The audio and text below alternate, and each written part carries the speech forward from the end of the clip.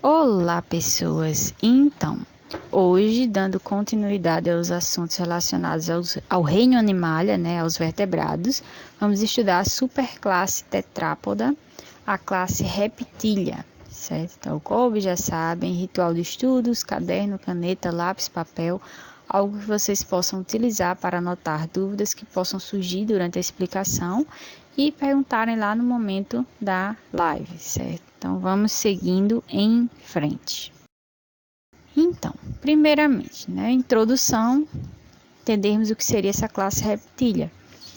Os répteis, né, classe reptília, composta pelos répteis, né, constitui uma classe de animais vertebrados, tetrápodes, ou seja, possuem 4 pares de membros, assim como os anfíbios, e ectotérmicos, também como os anfíbios, ou seja, não possuem temperatura corporal constante, ectotérmicos ou pecilotérmicos. São todos amniotas, né? Ou seja, eles possuem, diferentemente dos anfíbios, eles possuem esse anexo ao ovo, né? Então, o ovo ele é protegido por uma casca e ele possui essa estrutura que vai servir para gerar o filhote. É uma característica, inclusive, que permitiu que esses organismos eles ficassem independentes da água para a reprodução, diferentemente dos anfíbios. Então, vocês têm aí os exemplares, né? Temos as tartarugas, lagartos, serpentes, crocodilianos. Então, nós temos alguns grupos de animais que representam esse grupo.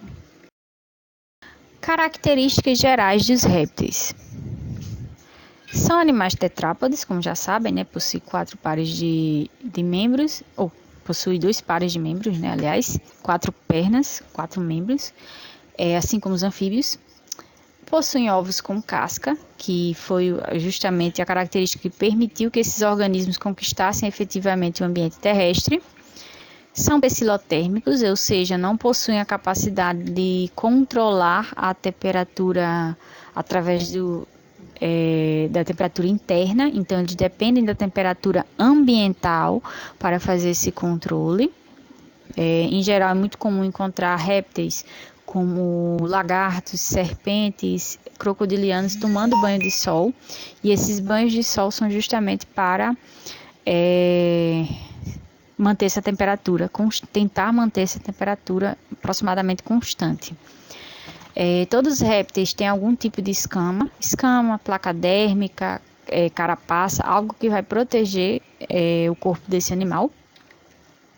São pulmonados, então eles possuem pulmões diferentes dos anfíbios, que vão possuir basicamente 4 estruturas diferentes para respiração, né? Eles vão possuir pulmões apenas. Quase todos possuem 4 membros externos. Vocês vão dizer, quase todos possuem 4 membros externos. Como assim? As serpentes, acredita-se que elas surgiram a partir de um processo evolutivo de uma espécie de lagarto que vivia em um ambiente fossorial. Então, ele vivia debaixo do solo, cavando, e graças a isso ele foi perdendo a estrutura dos membros e os membros foram atrofiando. Inclusive, existem algumas espécies de lagarto que são assim, que eles não possuem membros, ou possuem os membros extremamente reduzidos, e outras, tem umas espécies de serpente também que possuem os membros internos, certo? Eles possuem a estrutura vestigial dos membros. Então, vocês têm aí mais alguns exemplares de répteis.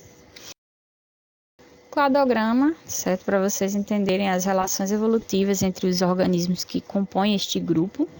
Nós temos aí a ordem reptília, né? Vocês têm as tartarugas, lá na base do cladograma, né? As aves, as aves, inclusive, vindo da mesma ramificação que deu origem aos dinossauros. Sim, as aves são consideradas, inclusive, répteis, como vocês estão vendo, certo? Mas vamos estudar eles separadamente. E lagartos e serpentes, que estão lá no ramo mais distal, né? No ramo mais distante do cladograma. Então, vocês observem que o grupo reptília, né, ele não é um grupo, se vocês observarem pelo ancestral comum, sim, ele é um grupo monofilético, então teve um ancestral comum que deu origem a diferentes ramificações no cladograma. Então, a primeira ramificação deu origem às tartarugas, a segunda ramificação deu origem a um ancestral dos dinossauros, e o mesmo ancestral deu origem às aves. E, por fim, no ramo mais distal, nós temos os lagartos e as serpentes.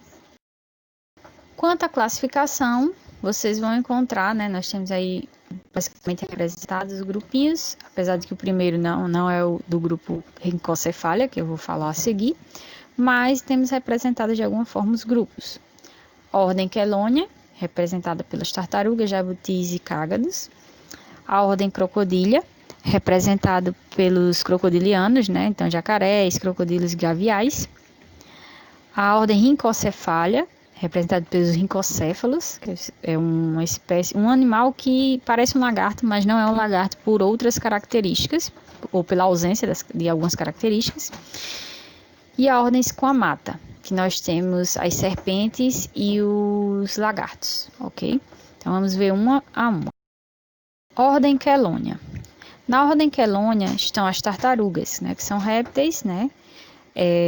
Também conhecido como testudines, que são caracterizados por uma concha óssea ou cartilaginosa especial, desenvolvida a partir de suas costelas e atuando como um escudo, certo? Então lembrem, ela vai possuir essa estrutura, né, que parece um escudo, que é chamado de carapaça. Tartaruga, ela pode se referir à ordem como um todo, ou a testudinos, de água doce e mar. A ordem testudina, ela vai incluir espécies existentes e extintas. Importante, nós temos aí os 3 representantes do grupo da ordem Chelonia. Nós temos a tartaruga, nós temos o jabuti e nós temos o cágado. Tartaruga é completamente marinha, possui nadadeiras, né, como é a primeira imagem que vocês estão vendo.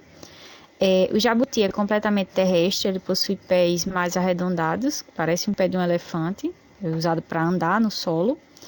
E o cágado, que ele possui membros com unhas, que ele consegue subir, andar no solo, e entre os dedos ele possui membranas, que vai auxiliar no nado. Então nós temos aí os 3 grupos, são termos utilizados, obviamente, no conhecimento popular, para identificar os 3 grupos de diferentes ambientes de vida. Ordem Crocodilia. Na ordem Crocodilia, nós temos os crocodilianos, ou crocodilos, né? São répteis da ordem Crocodilia, na qual existem cerca de 24 espécies vivas e numerosos fósseis, certo? Então temos vários fósseis de organismos que faziam parte desta ordem. São répteis majoritariamente grandes, né? Predadores semiaquáticos, como vocês já sabem. Pertencem a esta ordem os crocodilos, alligators, caimãs, jacarés e os gaviais. Então nós temos aí alguns grupos de animais que são encontrados nessa ordem. Nós temos aí os exemplares, né, como vocês já sabem, crocodilos, jacarés e gaviais. Ordem Rhinchocephalia. A ordem Rhinchocephalia, também chamada de esfenodontes ou rhincocéfalos, são animais que fazem parte dessa ordem, né? São répteis representados pela espécie Phenodon punctatus, conhecida como tuatara, única espécie sobrevivente dessa ordem. Então não existe nenhum outro representante para esta ordem.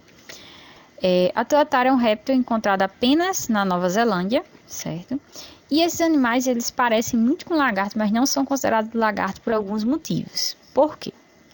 Não apresentam ouvido externo, possuem extensão de suas costelas em forma de ganchos, apresentam 2 grandes aberturas localizadas em cada lado do crânio, bem atrás da cavidade ocular, e além disso, os machos não possuem pênis, diferentemente dos machos dos répteis da ordem Squamata.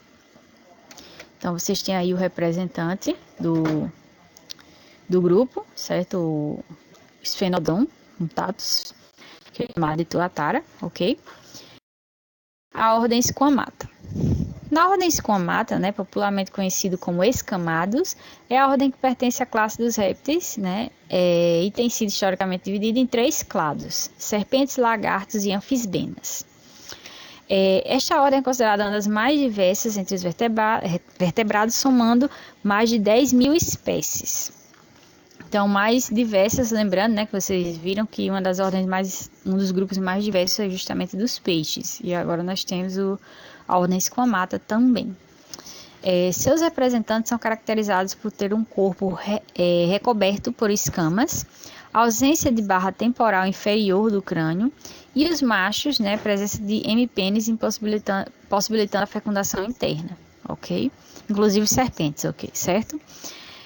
Vocês têm as serpentes, né, que são ápodas, não possuem pernas, possuem presas, muitas delas possuem veneno, né, como vocês já sabem. Alguns venenos são perigosos para a espécie humana, outros não. E as famosas cobras, né?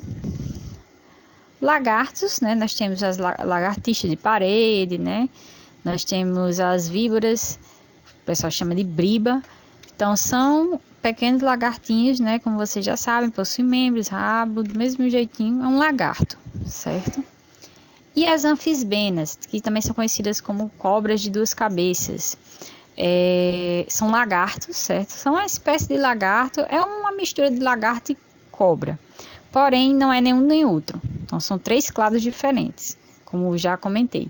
Então não é nem um lagarto nem uma cobra, tá ali no meio dos dois. Então são chamadas de anfisbenas, certo? E conhecidas popularmente como cobra de duas cabeças. Espero que tenham gostado da aula de hoje. Dúvidas, como já sabem, podem procurar, perguntar, anotar para perguntar. Bons estudos para vocês e até mais. Tchau!